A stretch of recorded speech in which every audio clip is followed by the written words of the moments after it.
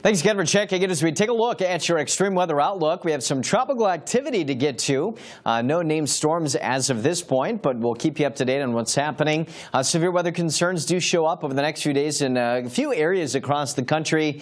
And then we're talking some flooding and also fires. Well, here are the remnants from Franklin as of early Friday, moving out into the eastern Pacific. It died completely over Mexico, but a lot of heavy rain, some gusty winds there.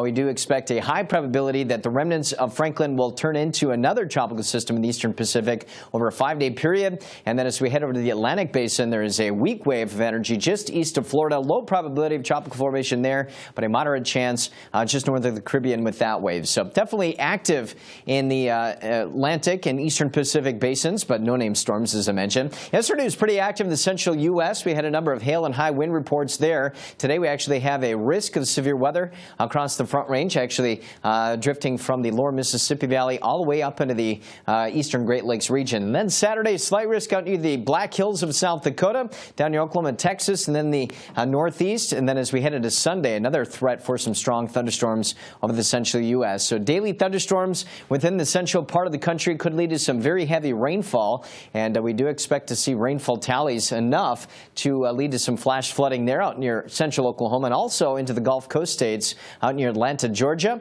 Precipitation values could be approaching 1 to maybe 2+ inches in places like the panhandle of Texas over to Oklahoma. Also some decent rainfall tallies in the southeast. But how about this? Now going 54 consecutive days, the longest stretch ever without a drop of rain in Seattle. Looks like we may have a little bit coming up this weekend as temperatures fall into the 70s. Pretty warm, though, in the northwest. Spokane back up to 95. We'd have some heat advisories there. And our fire weather concerns are pretty high with the number of fires still actively burning.